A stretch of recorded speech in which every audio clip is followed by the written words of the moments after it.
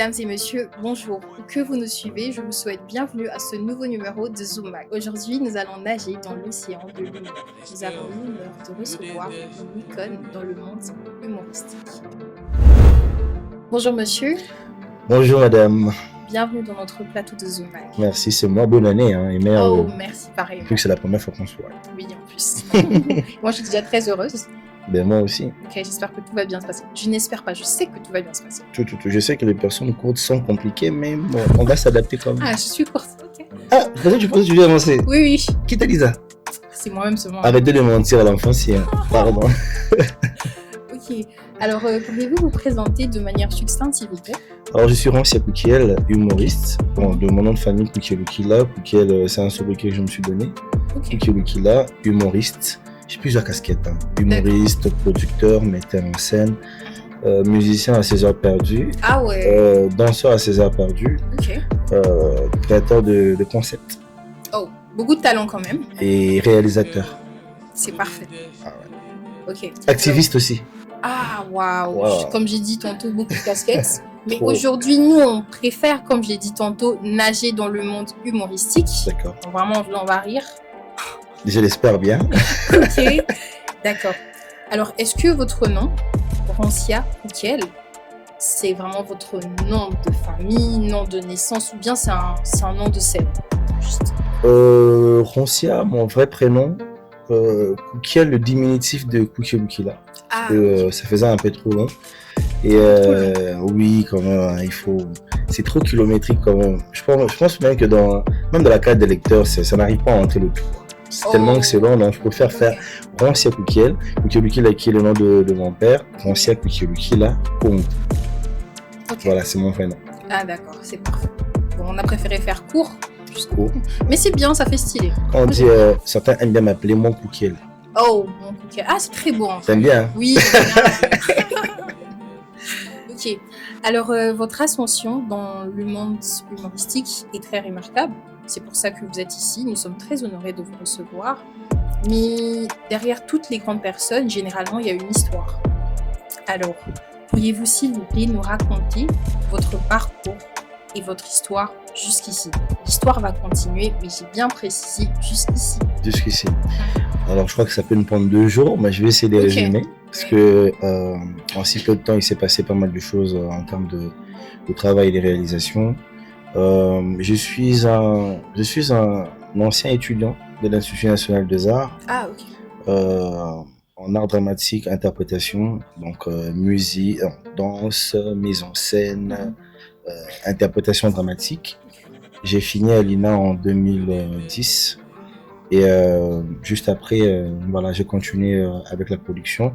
Et il tient ici à noter que avant même d'être à l'INA, je suis passé par le festival Toseka Oh, de Monsieur Ados Nombassi. wow. Je suis passé par le Vendredi du Rire, qui était le premier cabaret du rire en RDC. Je vais dire le premier comédie club congolais Koseka.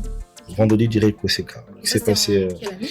Alors là, je pense qu'on est vers 2009. Ok. On est vers 2009. Mhm. Avant même que je crois que c'était la période où j'étais entre l'INA et les arts en même temps. Ok. Et après le Vendredi du Rire et le Festival Toseka, je me suis retrouvé au Parlement du Rire. Il faut dire que le Festival Toseka a préparé aussi cette ascension en me donnant tous les éléments scientifiques outillés qu'il fallait pour l'humour. Pour certaines personnes, étudier l'humour n'était pas quelque chose Exactement. qui s'est fait, mais Ados Nombassi, dans le but de nous aider à performer vraiment à l'international, avait fait venir à cette époque-là Maman, de la République très très démocratique du Gondwana. Il a fait venir Omar Defonzo, il a fait venir Patson, il a fait venir l'humoriste belge Cody Kim. Donc grâce à ces personnes, on a beaucoup appris sur l'écriture humoristique et c'est cette connaissance que j'ai eu à partager aussi à pas mal de jeunes que j'ai eu encadrés aussi dans certains pays africains. Et à nos jours, Rancia Koukiel, c'est quelqu'un qui est sur plusieurs réalisations, Ok. mais aussi activiste et acteur du développement. Parce que je défends aussi des causes, je porte pas mal de solutions sur différents points de la République où j'arrive un tout petit peu à impacter sur la population. Parce que je pense que l'influence d'un artiste devrait servir aussi à ça, Exactement. sensibiliser et changer les mœurs. Ok. Donc voilà un peu. C'est un résumé, mais quand on entre dans les détails, il y a pas mal de choses qu'on pourrait peut-être découvrir petit à petit. Oui, on va redécouvrir avec le temps. Ouais. Mais j'ai beaucoup aimé en commençant dans votre discours. Vous étiez très reconnaissant. Si je dois déjà parler de l'une de vos valeurs, c'est la reconnaissance. Toujours. Parce que vous avez énoncé des personnes qui vous ont aidé dans votre parcours, même avant l'immersion dans le monde humoristique. Et ça, c'est déjà très bien. Et je pense qu'il y en a beaucoup. Si j'ai perdu de vue certaines personnes, je ne manquerai pas de le dire. C'est comme ça que j'ai l'habitude de dédier tout ce que je fais à toutes ces personnes qui ont soutenu d'une manière ou d'une autre, que ce soit à mes followers, c'est tout, les personnes que je ne connais pas. Là, je suis arrivé en taxi. Quand j'arrive, le chauffeur me dit mais j'aime bien le conseil que tu faisais, pourquoi t'as arrêté, t'as jamais remarqué? J'étais avec ma pote Diane dedans, on me dit ouais j'aime bien ce que t'as fait, et tu te rends compte à quel point t'as des gens que tu ne connais pas qui aiment ce que tu fais, qui en parlent, qui partagent en même temps, et voilà, je leur dois tout ça, c'est Ron Sekoukel ne s'est pas fait tout seul. C'est grâce à ses followers, grâce à toutes ces personnes que je connais pas, qui discutent, qui insultent aussi, parce que je pense que ça nous fait grandir d'une manière. Donc, même ça, les haters, je vous aime beaucoup. Ah, c'est bon, je crois que c'est l'amour partout. Hein. On continue avec le mois de février, c'est l'amour. Toujours, toujours. Ok, d'accord. Alors, lorsque vous avez décidé de vous lancer dans le monde humoristique, quelle a été la réaction de vos proches? Parce qu'en parlant, je vous ai bien suivi, ce n'est pas un métier qui a une bonne réputation. C'est-à-dire, on ne prend pas forcément très au sérieux. Il y aura une question qui va vraiment s'atteler sur ça, mais je préfère déjà la poser comme ça. C'était quoi la réaction de vos proches, surtout les personnes dont la vie compte pour vous, c'est-à-dire vos parents, vos amis très proches? Ouais, j'aimerais déjà commencer par la génitrice, parce que moi, je n'ai pas connu mon père. Il est parti assez tôt, j'avais 4 ans.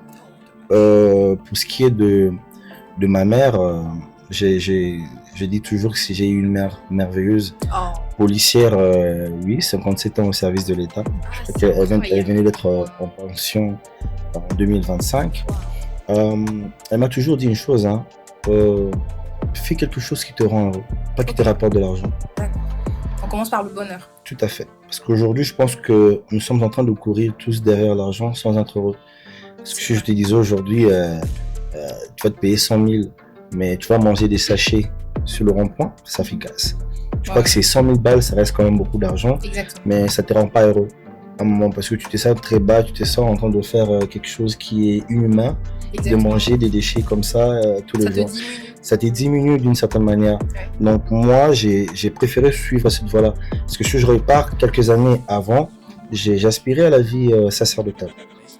Si, j'ai passé 2 ans au séminaire Jean-Marie Vianney.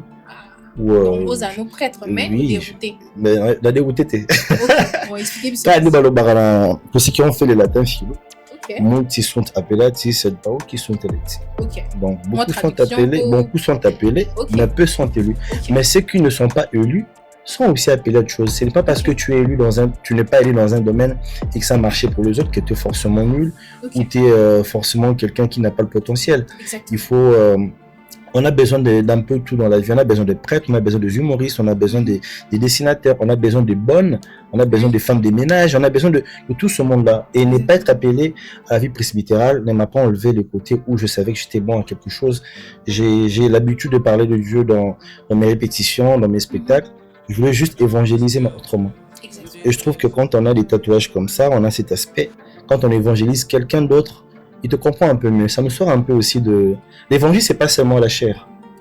Donc, quand il dit « faites des nations mes disciples », c'est pas qu'au pasteur. Parce que nous sommes, nous aussi, des personnes qui devons répandre la bonne nouvelle.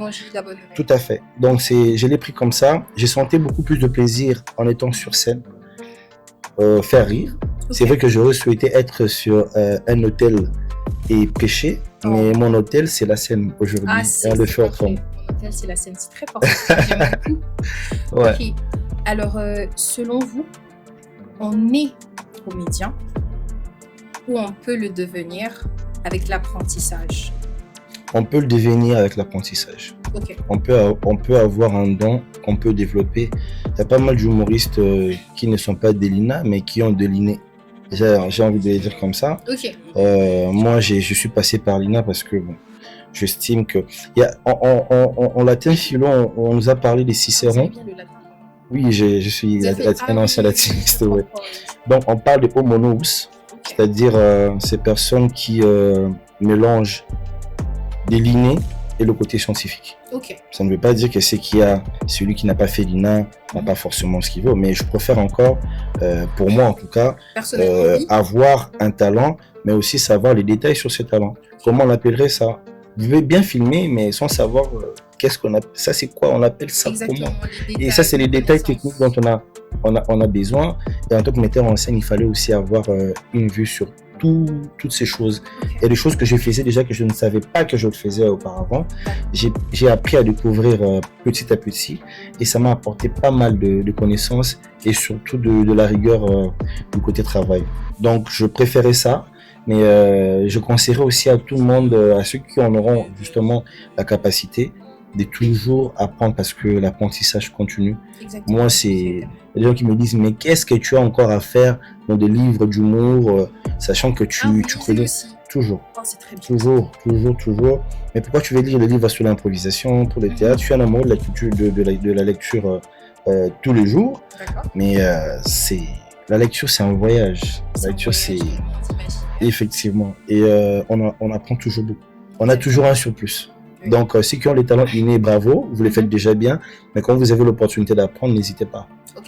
Mais moi, j'ai envie de savoir, Jean Sia lui-même, est-ce que Ron Sia lui-même, est-ce que en grandissant déjà, vous étiez le plus drôle du groupe? Non, Non, pas du tout. du tout. Oh là là. Quand j'étais enfant, j'étais le plus bon danseur. Ah, le Quand plus j'étais bon enfant.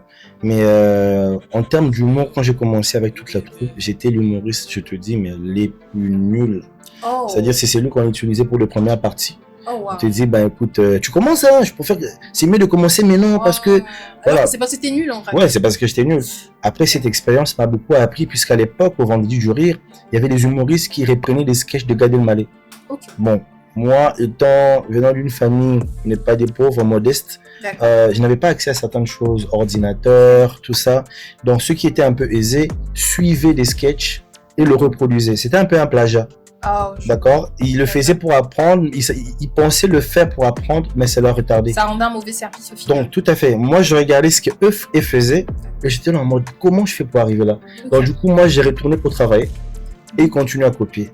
Oh. Aujourd'hui, je pense que j'ai beaucoup plus évolué en termes d'écriture.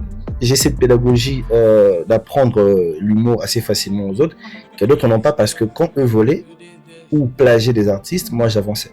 Ok. Alors là, ma question, elle sera à deux volets. D'accord. Premièrement, j'aimerais, parce que je remarque que vous êtes quelqu'un de très reconnaissant. Mhm. Voilà, vous reconnaissez toujours les personnes qui vous ont aidé, surtout durant les premiers pas, au début de votre parcours. Est-ce que vous pourriez citer, que ce soit à l'international ou ici, au national, des humoristes qui Mhm. vous inspirent beaucoup? Je parlerai déjà de Fiston Saï Saï. Ok. Fiston Saï Saï, je crois que ça reste quand même un grand frère avec qui, quand je passe 1 heure ou 2, c'est la vie qui change. Ok. Chaque fois que je tombe sur Fiston Saï Saï, qu'on discute, il y a quelque chose qui change. D'accord. Et même pour vous dire qu'aujourd'hui, ma passion sur l'immobilier, c'est grâce à Fiston Saï Saï. Ah, Il m'a dit, écoute, il me disait souvent, quand tu construis une maison, tu vas souffrir d'une maladie qu'on appelle chantiose. Tu auras besoin, que la maison finisse assez rapidement. Ah, chantiose, ça vient de chantier en fait. T'as vu un peu? Ok. Donc, chantiose, il m'a toujours dit, commence, n'attends pas beaucoup, commence avec 300, 200, et tu verras les choses évoluer. Et quand tu vis là où il habite, comment il s'est mis dans un confort en étant comédien, c'est inspirant. Tu vois, j'en connais des avocats sans polémique qui n'ont pas ce que Fiston Saï Saï a, et ça booste, et ça donne même confiance aux parents qui pensent que l'humour, la comédie et tout ça serait quelque chose. Mais non, le gars il vit bien, sa famille en Europe, il fait tout ce qu'il a à faire. Je ne dis pas que l'Europe c'est synonyme de réussite, mais les déplacer pour qu'ils aillent étudier, pour qu'ils fassent des choses, je crois que c'est aussi très important. Et ça, c'est grâce à l'humour. Donc, il y a déjà Fiston Saï Saï. Qui d'autre? Il y a Lali Essobé. Ah, ok. Lali Essobé, mais que dire, on l'appelle Manzongo. Ok. Son nom c'est Nzongo. Mais on l'appelle Manzongo comme maman parce que c'est quelqu'un qui a un cœur de quand je suis là, quand j'ai besoin de lui, Essobé est toujours là. Oh. Donc vraiment, le grand phénomène, le roi du rire, respect, beaucoup de respect. Il y en a tout plein. Il y a Rock Bodo, qui est toujours là pour moi. Il y a Maman, l'humoriste Maman. Ok.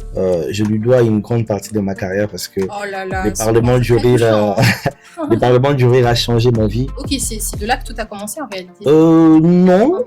mais on va dire le festival Toseka, mais c'est là que l'international a réellement commencé. Ok. Parce qu'après plusieurs prestations au Parlement du rire, ça m'a valu le Marrakech du rire. Arrivé à ce niveau où j'ai rencontré mon idole Jamel Debbouze, on ne pouvait pas espérer mieux, quoi. Ouais. On va dire c'est le summum. Le Marrakech du rire, c'est la Mecque pour les humoristes. Ok. Voyez-vous, le Marrakech du rire, c'est les Vaticans pour tous les humoristes francophones. Ok. Et faire cette scène devant des milliers de personnes qui ne sont pas congolais, Oui. grâce à ces messieurs-là. Tu vois, j'ai regardé Jamel Debbouze à la télé, dans Astérix, Obélix, et c'est ces mêmes acteurs que tu as dans les coulisses. En fait, vraiment, ce qui touche encore plus, c'est être dans les coulisses avec Jamel Debbouze comme juste collègue. Oh. Donc ça, c'est parmi les plus beaux souvenirs de ma vie que maman m'a offert. Je suis très heureux d'en parler comme ça. Et la famille Gondwana, récemment, il y a un documentaire sur Canal+, où on parlait des 10 ans du Parlement du rire. D'accord. Et retrouvé près de 15 minutes d'un Congolais. J'étais le seul à avoir pris autant d'espace. Ça, c'est énorme. C'est énorme, c'est énorme, c'est énorme. Merci à cette famille qui m'a vu grandir, cette famille qui m'a accompagné dans ce que j'étais en train de faire. Et voilà. Et grâce à eux, on parle de Rancia au Togo, on parle de Rancia au Cameroun, on parle de Rancia à Abidjan. Moi, il y a un humoriste, Drago, qui est à Abidjan, que je n'ai pas encore rencontré, mais qui est dans tous les commentaires. C'est je fais de l'humour grâce à toi. Et je vois qu'il remplit 2000 places, 3000. Je dis, oh, mais tiens, on a su parler à autant de monde. Et des grandes réalisations. Effectivement. Et ça n'aurait pas été possible si je n'étais pas passé par Koseka Comedy Club, par Ados Mombasi au Festival Toseka, par les Parlements du Rire, par la famille Gondwana. Aussi un grand merci à Jamel Debbouze. Ah, c'est parfait. Alors, comme je l'ai énoncé tantôt, la question elle a deux volets.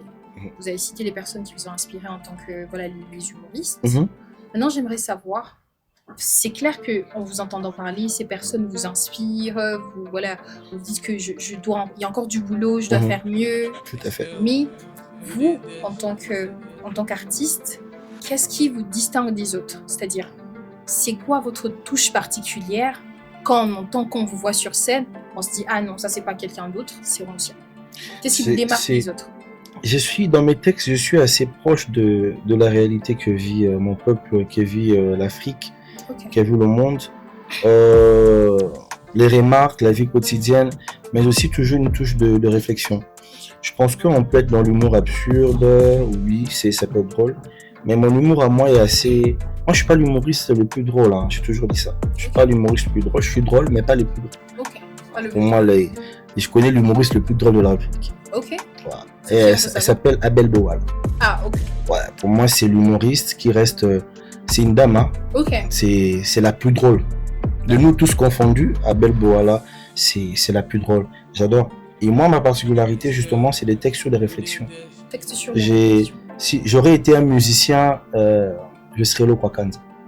Oh. D'accord, parce que en fait, dans mon travail, c'est pas un travail qui fait, qui fait, tiens, comment il a trouvé ça? Exactement. Réfléchir un peu.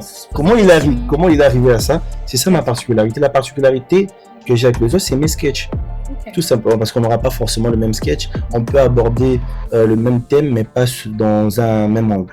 Donc, je crois qu'on sera toujours particulier pour le style vestimentaire, pour ce qu'on a à dire, pour ce qu'on a à dire. Effectivement. Et aussi, je dois dire aujourd'hui que je suis artistiquement, je suis l'humoriste qui a formé le plus de jeunes, qui a ramené plus de jeunes Congolais à l'international, qui a rendu possible beaucoup de choses.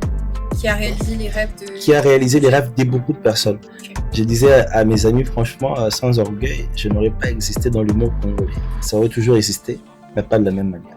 Oh, c'est fort ça. Ah oui, ça il faut le dire. D'accord. Alors, Rancia Koukel. Yes. Est-ce que votre métier influence vos interactions avec les gens dans votre vie personnelle? Parce que déjà, en étant humoriste, généralement, c'est bon. Si voilà, on dit, ah, c'est un humoriste. Bon, voilà, le boss, il n'est pas sérieux, quoi. Hein. C'est ça que les gens disent, généralement. Ouais. Mais, le appel au moment, voilà, ça n'est pas jeu. Alors que peut-être c'est vrai. Mais vous savez, en fait, c'est ça ce qui est dur. Les gens n'arrivent pas à dissocier l'humoriste et la personne. Okay. Ça, c'est quand même assez compliqué. L'humoriste et la personne. Tout à fait, ouais. Bon, je vais même dire le personnage Ronsi Akoukiel et la personne de Ronsi Akoukiel. Ce qui fait que tu peux être triste, tu es dans une alimentation, tout ça, mais tu tombes sur quelqu'un qui te fait rire, quoi. Qui est content de te voir, qui est très souriant. Mais toi, tu es en peine, ou peut-être tu es endeuillé. Tu es énervé aussi. Donc, tu ne dis pas, non, c'est bon, je suis pas de bonne humeur. Tu gardes un peu ce côté-là. Tu es obligé de garder ce sourire. Et je pense que c'est le côté le plus dur aussi chez les humoristes ou chez les artistes comédiens, c'est que on a des réalités que d'autres personnes ignorent. On est resté dans ce carcan de la personne qui fait rire, qui est toujours de bonne humeur. Pourtant, les humoristes, c'est les plus nerveux. Ah ouais, c'est oui. C'est fou, je crois que c'est Dieu qui l'a voulu comme ça. Lui, de Funès, c'était quelqu'un de très, très, très colérique. Moi-même, je suis quelqu'un quand même d'assez dur en termes de comportement. Certains disent même, tu es rancunier, je suis très, très logique et très dur aussi envers moi-même.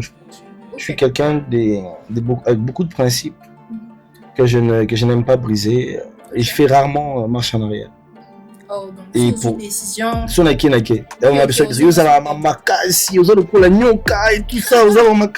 je dis non, c'est des principes.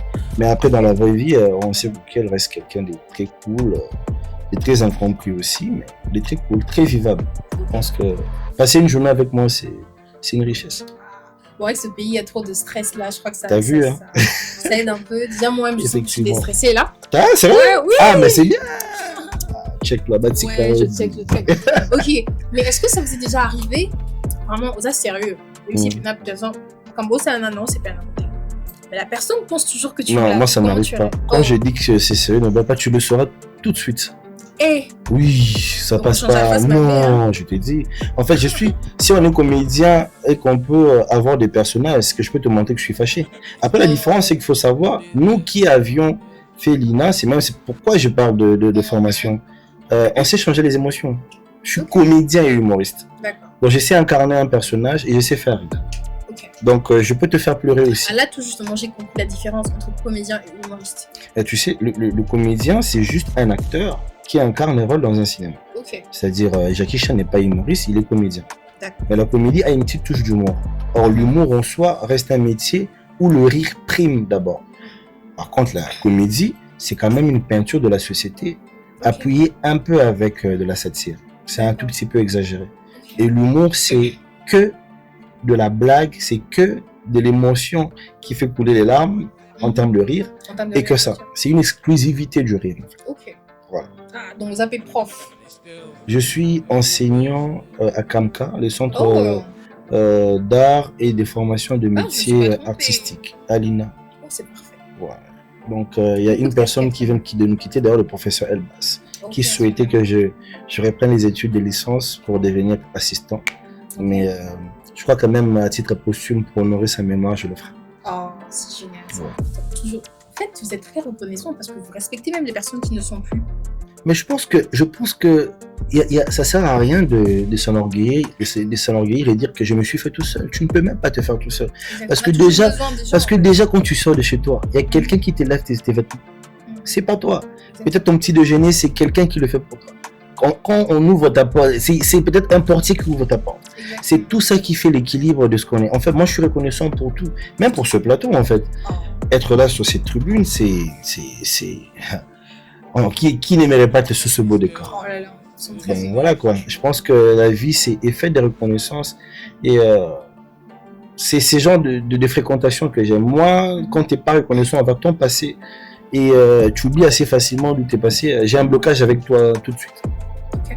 Et je trouve pas ça rabaissant. C'est très bien. Parce que moi, j'en bénéficie. Les personnes qui m'ont aidé, on ne les connaît pas. Mais c'est moi qui en bénéficie. Donc, quand tu n'es pas reconnaissant parce que tu te dis, voilà, c'est moi le plus fort, je ne voudrais pas. bassesse d'esprit. Exactement. Bassesse d'esprit. C'est très bien. Merci beaucoup. Franchement, on est en train de bénéficier de beaucoup de choses. Le Ben, rire, merci. ce sont des cours. On a un enseignant avec nous, un professeur en devenir d'ailleurs. Et nous sommes très reconnaissants aussi. Hein. C'est la reconnaissance.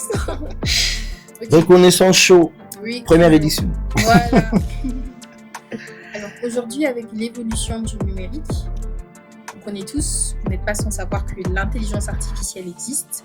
Je suis un peu curieuse de savoir quel est le rôle, l'impact de l'intelligence artificielle dans l'humour, dans la comédie, c'est-à-dire même dans la création de contenu, parce que vous êtes réalisateur aussi. Tout à fait. Voilà, dans la création de contenu, il se pourrait que vous puissiez générer des images avec l'intelligence artificielle. Je n'aimerais pas parler à votre place, mais juste me dire c'est quoi l'impact de l'intelligence artificielle dans l'humour et dans la comédie. Dans l'humour, je trouve pas assez d'impact parce que l'humain ne sera jamais remplacé par le robot, même en termes de finition de certaines choses. C'est de la rapidité, mais attention, on peut se cogner très rapidement avec la rapidité. C'est toujours bien d'aller sur le détail et je pense que le cerveau humain reste l'une des belles machines qui puisse exister parce que lui au moins il a des émotions, lui il a un vécu qu'il partage. Il a connu les choses, ce cerveau, il a gardé des images. L'intelligence artificielle qui fait partie juste de base de données que nous avons sur nos recherches et tout ce que nous sommes en train de faire restera toujours limité. C'est ça la beauté avec Dieu, parce que ça ne peut même pas être égalé. Par contre, on ne va pas le mentir. Entre une ou deux fautes, il y a possibilité de se faire corriger par GPT ou je sais pas moi par un IA, chatbot, tout ce qu'on peut dire. Ça peut servir à quelque chose, mais ça ralentit le processeur. Moi, j'ai toujours, je disais à mon ami récemment qu'il faut faire des exercices cognitifs. Et quand on se fait faciliter par l'IA, ben tous les jours vous régressez avec quelque chose. Exactement, on perd la confiance en soi. On perd la confiance en soi. On n'est plus bon à rien finalement. On génère quelque chose rapidement, tu ne liras que des grandes lignes, mais tu n'apprends même pas les accords. C'est vrai. Tu vois? Et tout ça vient de la validation des autres, de la validation de la société. On a peur de gaffer aujourd'hui parce que bon, on est artiste et tout ça, ça va être relayé et tout. Le côté arrangement, orthographe, oui, c'est bon, mais il faudra en apprendre. Parce qu'aujourd'hui, si l'IA n'est pas là, comment on fait pour faire le projet? Et on est buté à des problèmes, des conformités de projet avec d'autres personnes. Il y a des projets qui sont presque similaires. Oui. D'accord?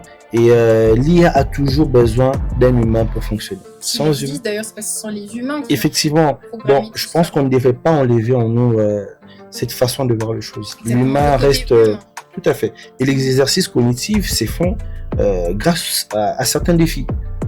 Grâce à certains défis, mes amis me disent mais comment tu fais pour prendre des concepts tout le temps? J'ai dit mais je fais exercer ma tête. Quand tu vas sur un projet rapide, tu dis l'IA génère-moi ça rapidement, c'est chaud. Moi, je l'ai utilisé pour la simulation des images pour Menkao 4, où j'organise humour à la campagne. Ben après, on peut comprendre parce qu'on a besoin d'un visuel qu'on met à côté. Quand on n'a pas, on peut pas payer forcément un designer, on peut aller rapidement sur ça.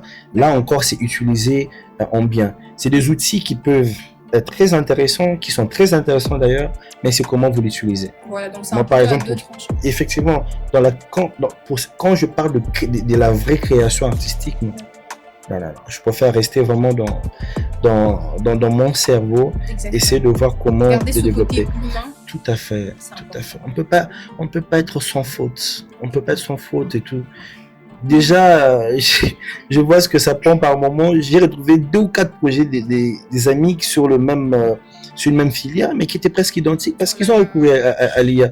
Et quand on est face à l'IA, c'est difficile même de défendre son projet parce qu'on ne le maîtrise pas. Vraiment, nous découvre ça la même travail à la fin de cycle na IA. Je préfère que à ça le résumer à hauteur. Ou comprendre ta hauteur en si peu de temps parce qu'aujourd'hui les jeunes n'ont plus le temps, si vous le voulez. Tout à fait. Mais arriver à donner son travail de fin de cycle, écrire un sketch avec IA comme certains humoristes le font d'ailleurs, c'est chaud. C'est une bassesse cognitive. Tout à fait. Donc c'est important de garder comme ce côté. Effectivement, c'est intéressant, mais il faut bien l'utiliser. Exactement. En gros, c'est un couteau à 2 tranchants. Effectivement. C'est parfait. Alors, vous avez dit que vous aviez aussi, à votre niveau, participé au développement, vous avez du pays, notamment en aidant certains jeunes à aller même à l'étranger pour prester et autres. Mhm. Là, nous sommes en train de chuter. Mhm. Quel message voulez-vous adresser à tous ces jeunes qui vous suivent? Bon, ceux qui vous aiment, ceux qui ne vous aiment pas, bon, on y a son caca. Haters. Ma femme révoltée. Ouais. Quel message adressez-vous à toutes ces personnes qui aimeraient bien se lancer dans le monde de la comédie, mais qui ne savent pas peut-être comment s'y prendre, qui sont très découragés autour d'eux? Parce que voilà, quand j'ai un homme qui me dit je veux devenir un médecin, un autre qui me dit je veux devenir humoriste, bon, c'est un peu évident que le choix est très clair. Alors, quel message adressez-vous à toutes ces personnes-là? Apprenez à vous écouter vous-même. Faites attention au regard des autres. La voix du peuple n'est pas forcément la voix de Dieu. On l'a entendu cette phrase, on ne sait pas même de qui elle était. Mais aujourd'hui, c'est discutable. En tant que penseur, je pense que la voix du peuple n'est pas forcément la voix de Dieu. Comme je le disais tout à l'heure, c'est pas parce que 1000 personnes mangent du papier que vous allez en manger sûrement. Bon, et pourtant, c'est peut-être la masse qui le fait. Faites-vous confiance, faites attention à la validation des autres. Les autres nous découragent, les autres nous mettent des limites parce qu'eux-mêmes sont limités. Ils nous envoient juste le reflet de leurs incapacités. Faites-vous confiance, restez sur votre ligne et n'agissez pas toujours dans la masse. Quand vous êtes incompris et que vous sentez que cette voix intérieure vous parle, écoutez cette voix intérieure. Beaucoup de jeunes ont été déroutés juste par un conseil. Je fais quelque chose et tout ça, comment tu trouves? Non, c'est pas le moment et tout ça, laisse tomber. Et vous perdez des projets comme ça. Arrêtez de chercher la validation des autres. Moi, par exemple, je suis celui qui énerve tout le monde. Parce que tout ce qu'on me demande de faire, je ne le fais pas. Je le fais quand je le veux. Donc voilà, c'est rester fidèle à vous. Et effectivement, restez dans ce que vous faites. Franchement, Dieu et l'univers vous récompensera si vous travaillez. Ça arrivera. Effectivement. Merci beaucoup pour ce message de la c'est moi qui vous remercie et merci à toute l'équipe. Merci pour ce concept. Merci pour la qualité. Et on peut croire que le Congo peut toujours changer parce qu'il y a des personnes qui font des belles choses aussi. Voilà, on a l'amour du travail. Et nous, on vous remercie aussi. C'était un honneur pour nous de vous recevoir sur notre plateau. Merci. On espère surtout que ce ne sera pas la dernière fois parce que j'ai découvert une autre facette de vous. Je ne savais pas que j'allais avoir autant de leçons de vie à travers d'un humoriste, d'un comédien. Donc, je suis très touchée, je suis très contente. Et j'espère vraiment que ce ne sera pas la dernière fois de vous recevoir ici. Avec plaisir pour un prochain numéro. Merci, à la prochaine.